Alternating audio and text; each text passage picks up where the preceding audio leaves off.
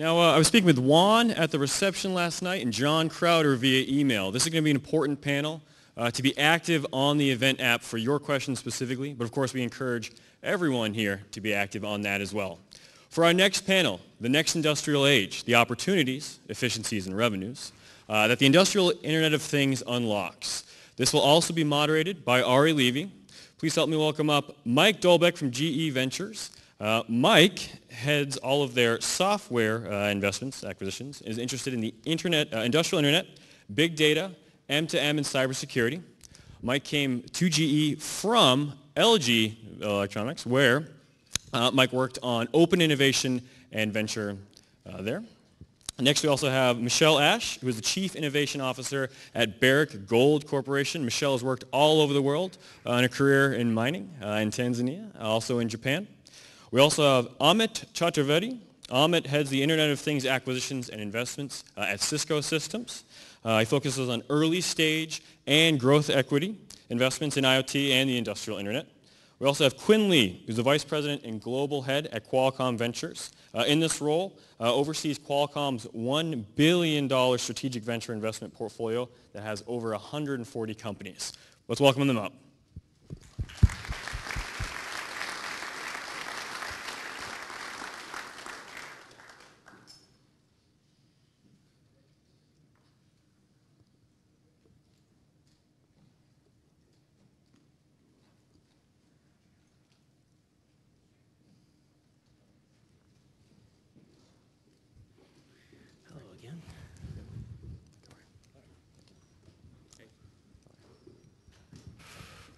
Friends over here.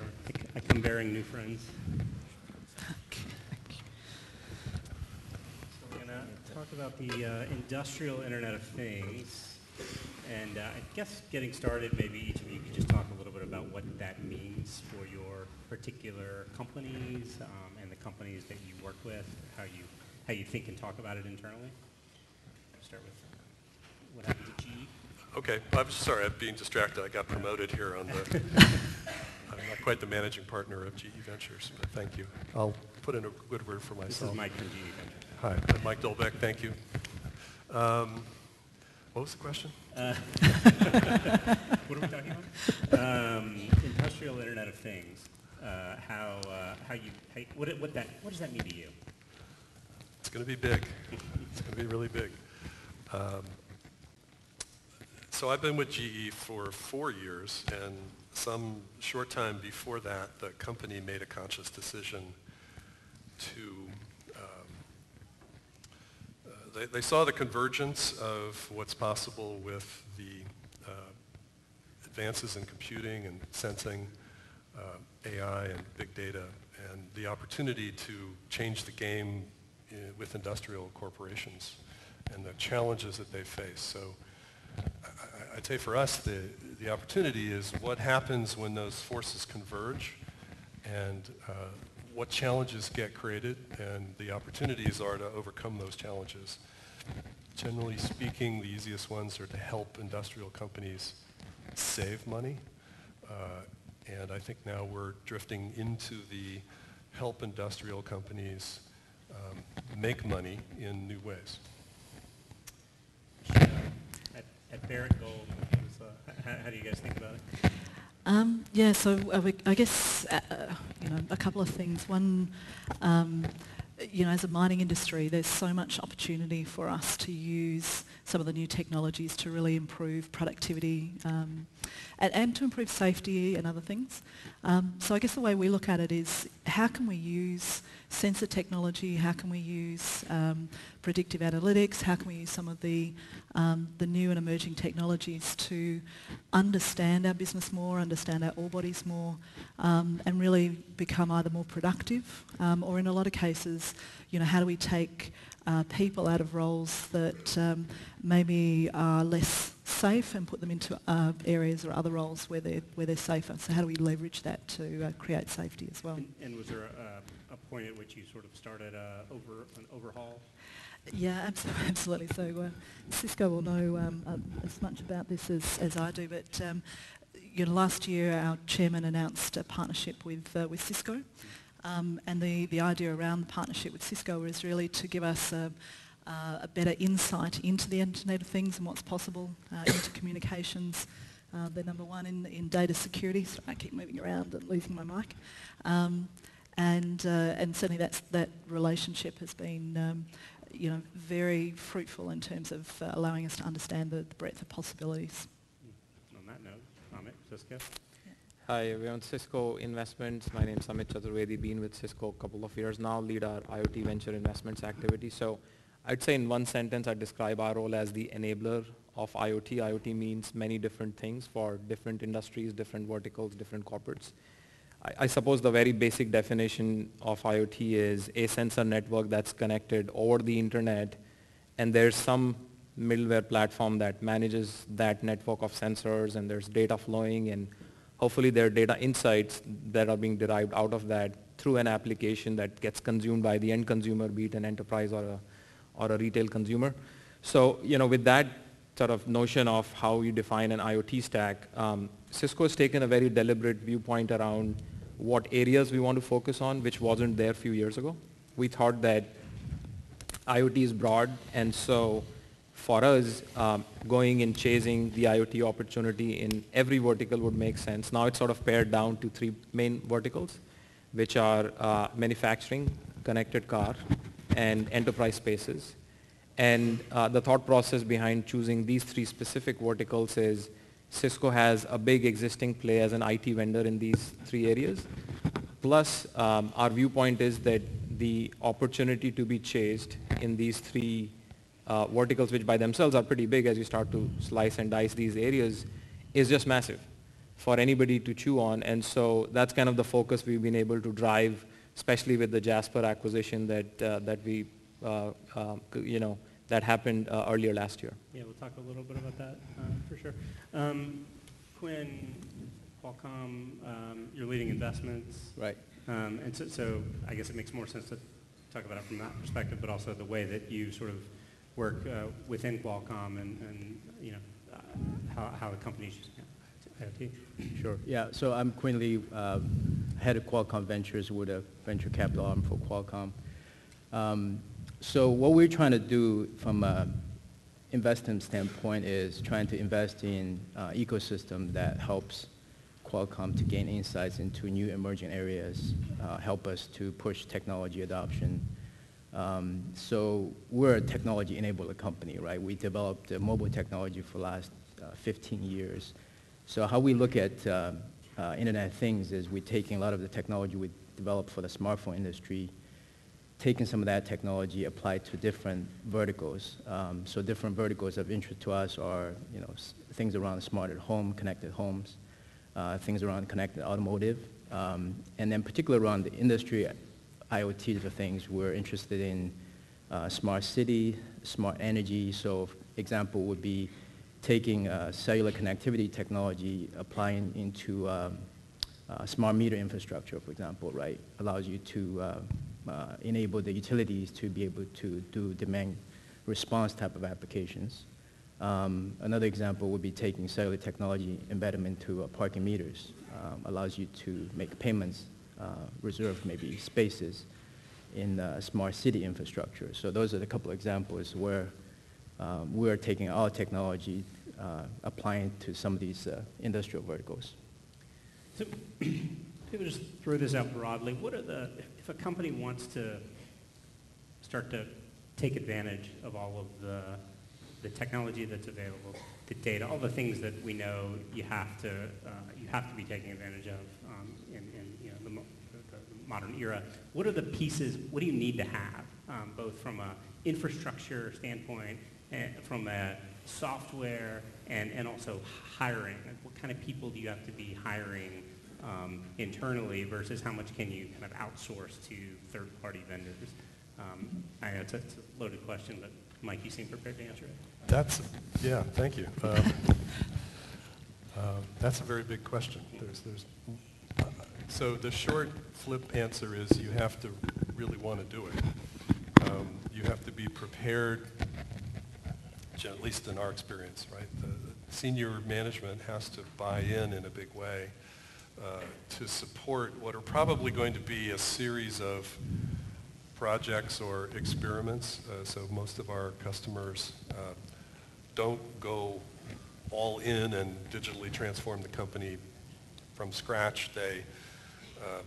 It's a typical process, right? They dip their toe in the water, they find a valuable project a valuable outcome they want to achieve, and then they try and achieve that incrementally through a series of projects. And they achieve success, and then they take some more rope and see what knots they can tie, and they kind of build up to it over time.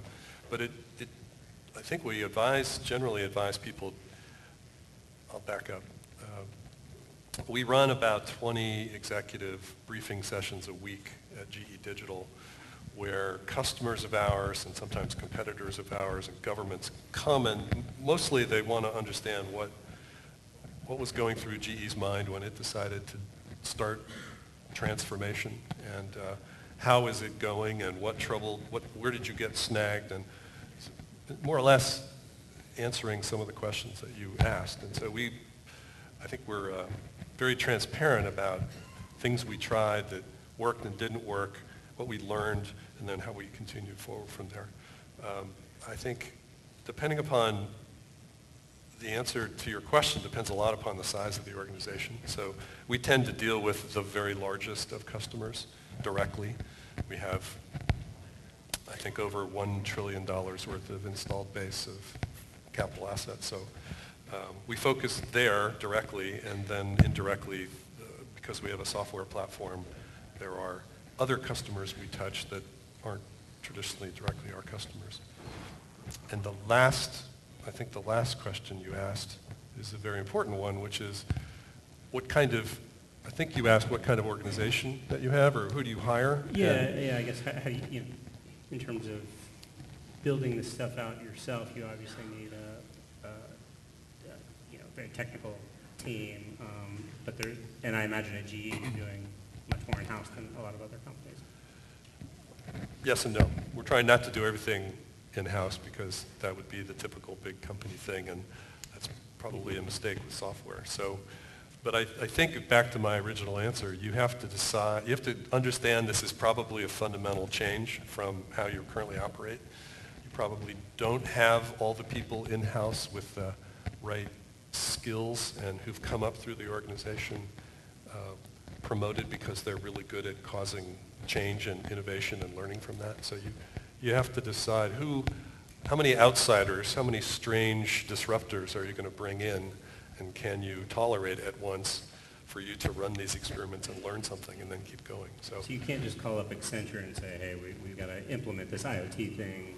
Oh, I'm sure you can. Probably, how many people from Accenture are here? They're one of our systems integrator partners. That's certainly one approach, and even there, though, you don't go with the $100 million project at first. There are systems integrators, many of them, who think about digital transformation of large companies as a 10-year journey, right? That starts small and keeps going and grows, somewhat like ERP was for corporations before everybody used SAP to manage their supply chain. So if you're willing to start that journey, there are pretty much all the major large companies want to engage your senior management and talk about the journey that you could take, in part using IoT along the way. Michelle, when Barrick started this, what was the starting point? Was it the infrastructure? Was it the data center? And did it move from there? And I mean, you can talk about that in context with your partnership with Cisco. Yeah, look, certainly. So for us, it's been not a very long period of time, and certainly not as long as GE's been going through this transformation and journey.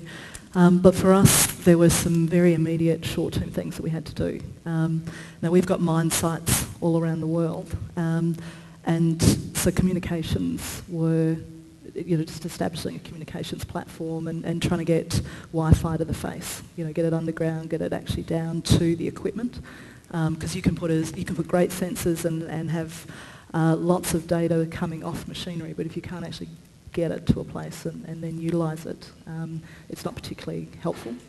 And one of the things we found quite interestingly is that developing countries have better Wi-Fi networks often or internet networks in more places than developed countries, which has sort of been a very interesting eye-opener for me anyway, having lived in Tanzania and now back in Canada and the States. And, I know we all talk about big data analytics, but, to upkeep those sensors, because our skills in mining anyway to maintain sensors isn't particularly strong. It's something we're having to build almost from the ground up is instrument techs. So every sensor counts. It's a maintenance cost. It's then a cost to transfer that data. It's a cost to store that data. You then have to wade through it. And so one of the things we've been trying to look at is how do you get big data insights but with small data. And so one of the things that the Williams team have been really interesting to talk to them about is every sensor is fundamentally important on a race car because it adds weight, it adds complexity, it adds all sorts of negative things, but also it adds some positive things in terms of the insights and making sure that they do all the appropriate things to the car, they pull it in and etc. when it's going around. So that they've actually become very, very good at what's the smallest amount of data that we need in order to get the biggest insights. And I think that's a real challenge for industry because of just the cost and the complexity of maintaining a lot of sensors, a lot of data cleanliness, data accuracy. And have you hired a whole data analytics team to make sense of all this? So we've actually got a mix. We've got some people that we've hired, absolutely. We've got some people that we have borrowed from various consulting companies. We've also got some people that we've borrowed from some of our partners, such as Cisco, have been providing us with some support. And I think, from my perspective, that's actually really important because if we employed a whole heap of people into Barrack, we would very quickly Barrackise them, and they would stop seeing insights and stop seeing things that you can when you're outside of the business. But at the same time, they get a deep understanding of our business. So I think for us, there's this need to base. They want to work with us for a couple of years and then go somewhere else and get different experiences.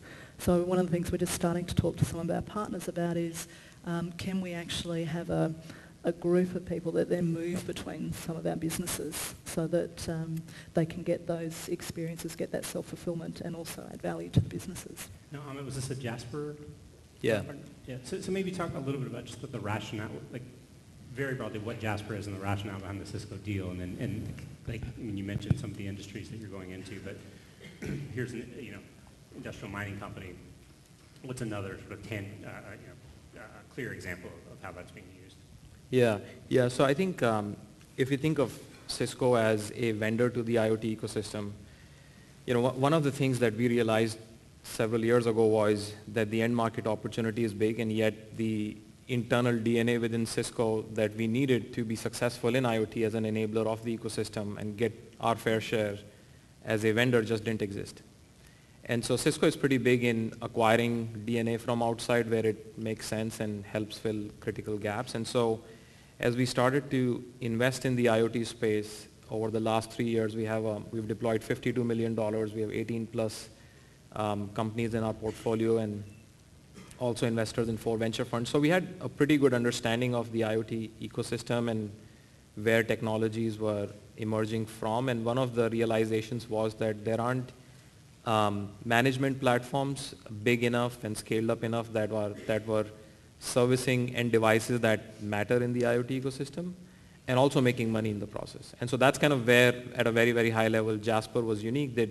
They'd spent 11 years getting embedded with service providers, building a scaled up business where they were actually making money servicing devices, be it the GM OnStar platform or Tesla, Uber, Boston Scientific pacemaker, Starbucks, so I can go on and on and on. So these are all devices and use cases that make a lot of difference. There is high level of value attached to those use cases. And so these guys had built a business which... So So effectively, it's the layers on top of all the connections. A company is connecting everything to the internet to a central location. Right. Jasper's giving you the tools to make sense of that and to manage it. Right. So it's one piece of it. Jasper does cellular connectivity management. Cisco brings the Wi-Fi element to it. And so the vision is, if using the Jasper Control Center, we can combine what Jasper already brings with what we do, that's a very powerful vision, right? So if you believe in, these numbers keep changing, but 50 billion devices getting connected by 2020, there is a big market opportunity in the three verticals that I just described, but there's a fundamental match between where Jasper has been successful and where Cisco has been successful. When Qualcomm's success over the last couple decades is in mobile, no secret. When you think about powering the future of devices, and certainly in the industrial era, does Qualcomm need to be at the heart of those devices? Is that part of the thing? Is that part of sort of the future projection here? Yeah. So this is how we look at things, right? So last 20 years, mobile is, it's been a big business for Qualcomm. And if we look at these different verticals, I'll just maybe give an example. If you look at drones today, right, what's in the guts of a drone? If you think of drones like a flying smartphone, right, a lot of the technologies, the sensors, the GPS, the cameras, the connectivity solutions in a drone, you can easily take the smartphone platform, just use that as part of the heart of the drone system, right? So what we did was we took the smart Snapdragon platform that we have for smartphones and added some additional software to it, basically build a reference platform, allows the drone manufacturer can easily adopt the solution. So we're adding not just beyond the chips that we sell, we also added, we made an acquisition of a flight control software company, for example, added additional software. So then we take this platform, we offer it to the drone manufacturers, and they can make drones very, very easily.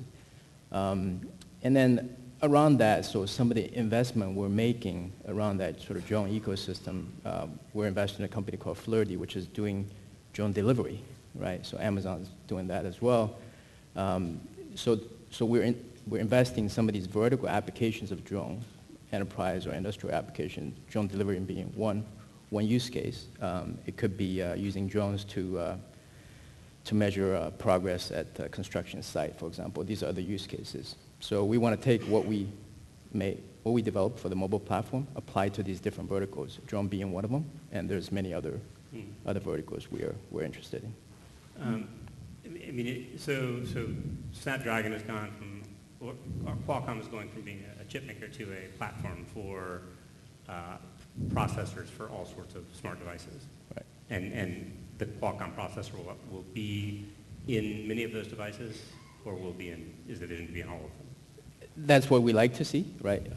So whereas some of the advanced, I would say, platforms where you need compute power, then we like to see our processor be part of it. But there's going to be cases where you don't need as much processing power, maybe in some of these low power, low computational requirement devices. In those cases, we may just simply sell connectivity solutions, right? May not be the processor, maybe just 3G, 4G, or Wi-Fi connectivity solutions. So it depends on the use case. We like to sell the complete solution, including the processor components. But in some use cases, we may just sell the connectivity solutions. And Amit, what's the data that, in terms of how many devices are going to be connected that you guys do this? 50 billion. Up from where are we? I'm not the source, though. 50 billion. But it's somewhere in the billions.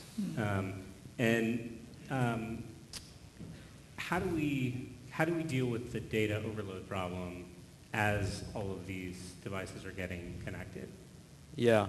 I think it brings out another element of Cisco's vision around fog computing. And so the notion of transporting all the data that gets generated, bringing it back to the cloud for analysis is probably not that meaningful in generating insights. So you have to have the ability to process data at the edge and be able to throw meaningful insights, and then on a case-by-case basis bring it back to the cloud. And so I think that and as we all know, right, all this data that's getting generated, most of it is meaningless because it's same repetitive data, not really giving you any insights. Trying to transport it back to the cloud in every instance is probably just not that useful.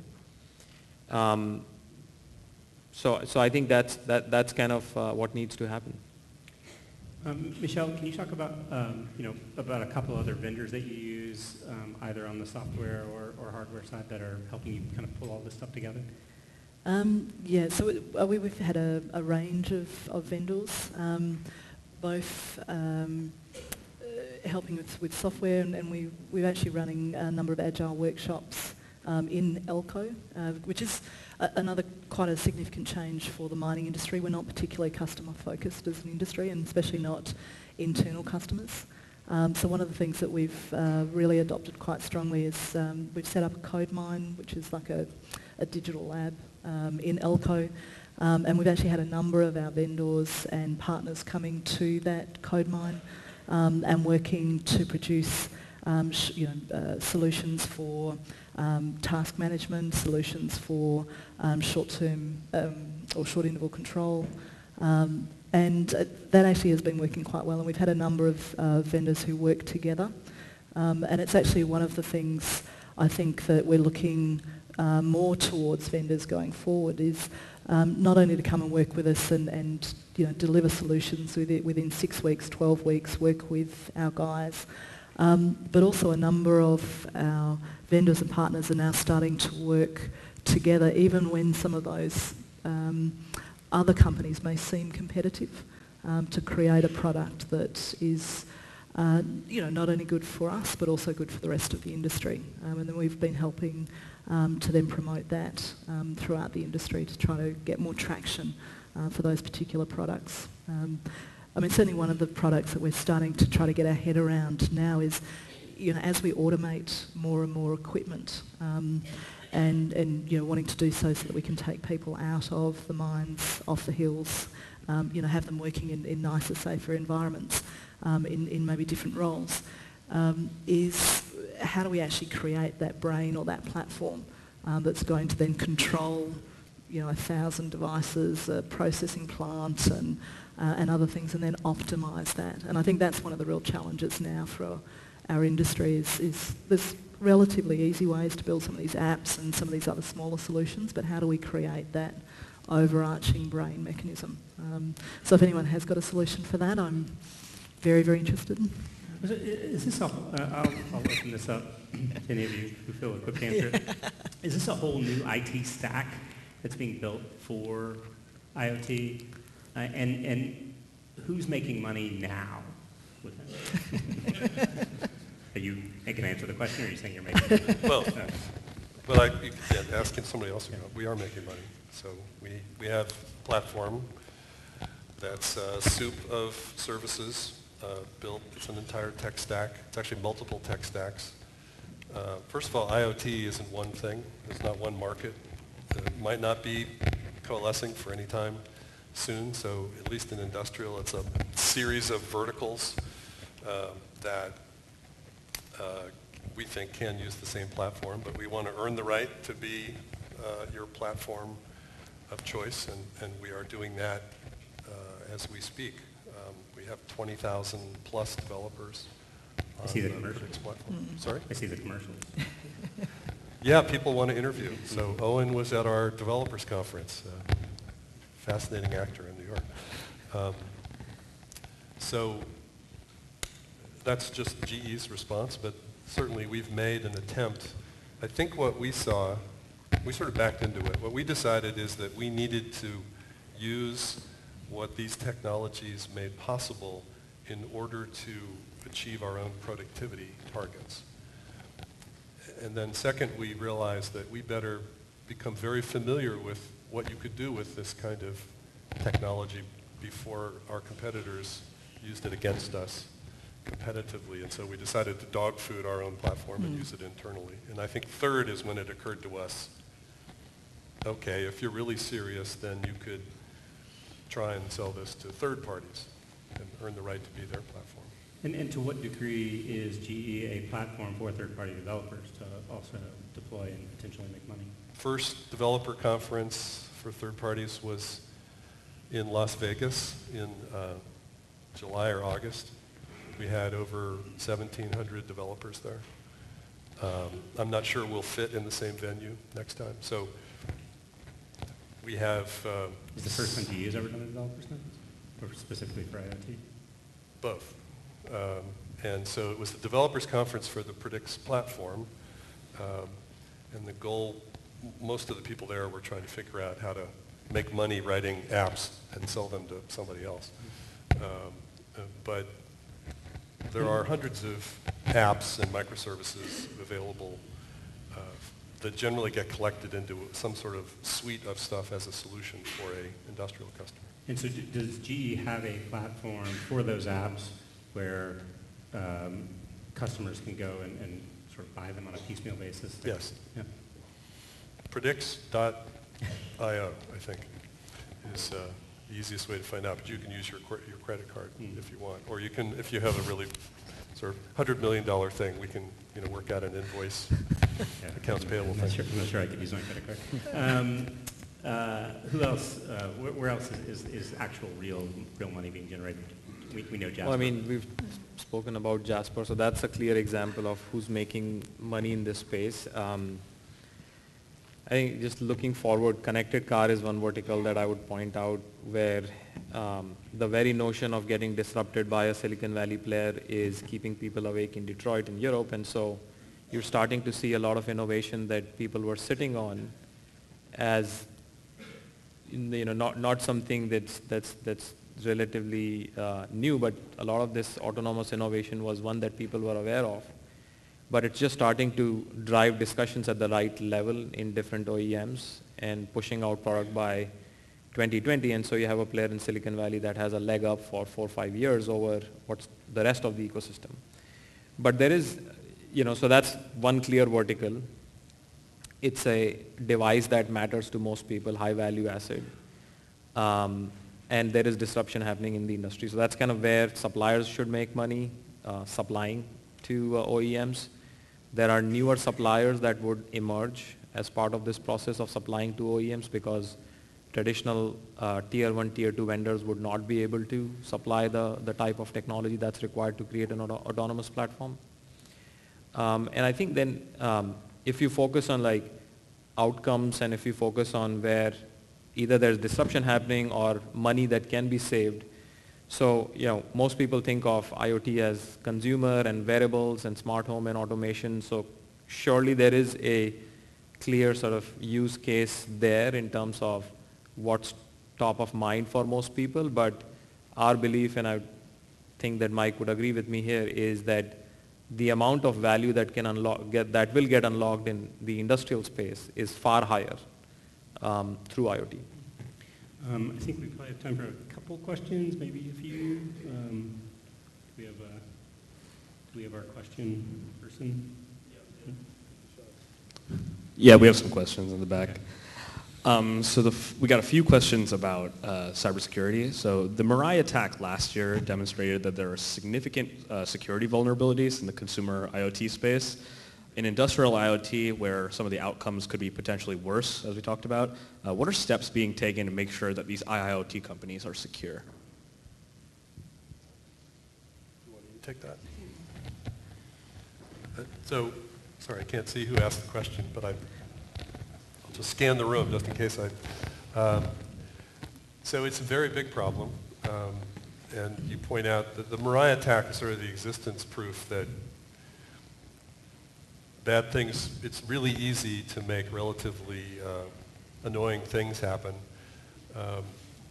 We've been terribly concerned and humbly trying to create a defense in layers approach with the architectures that we've been building for now 4 or 5 years.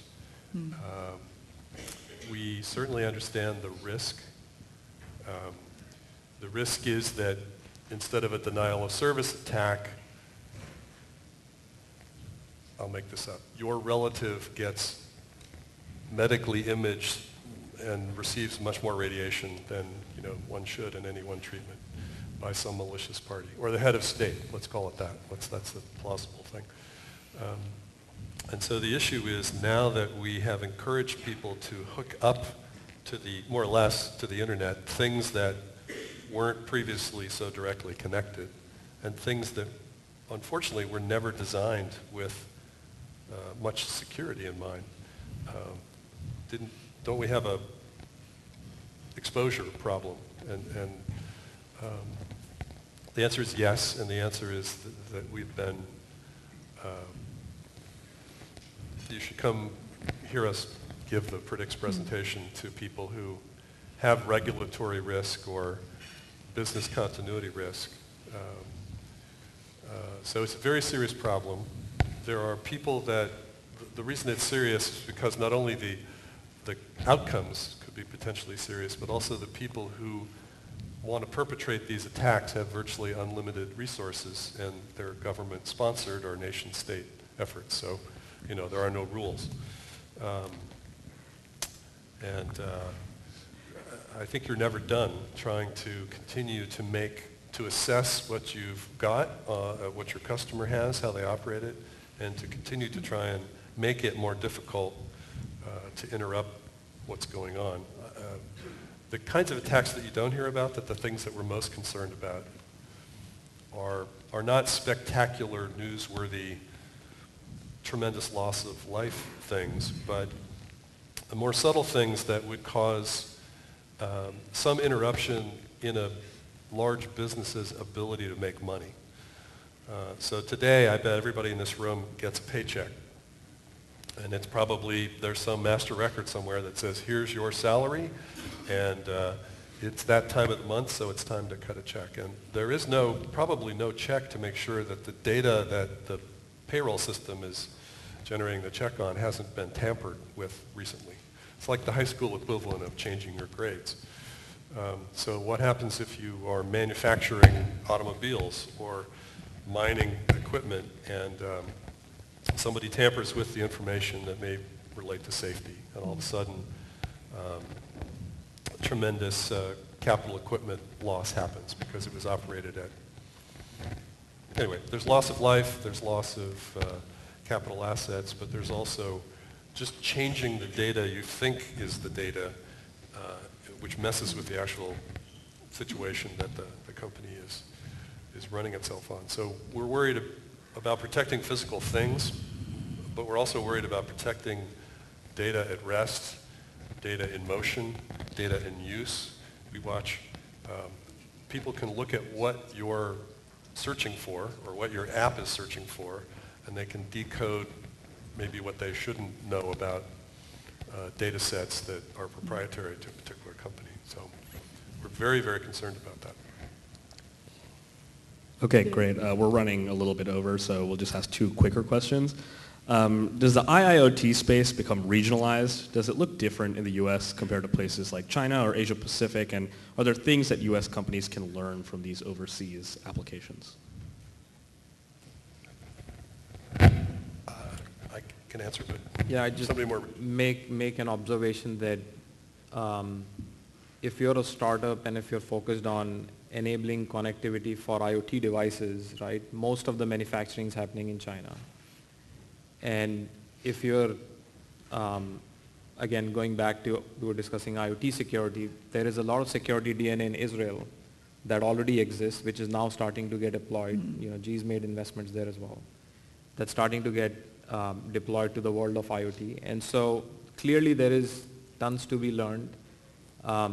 India has this whole industry around IT services, and so how do you provide a managed service where you're managing somebody's network of devices, keeping it secure, making sure that it's all the devices are getting all the updates that they need to get. And so there is definitely DNA in these different geographies that exist that will be instrumental in creating the newer set of technologies in the world of IoT.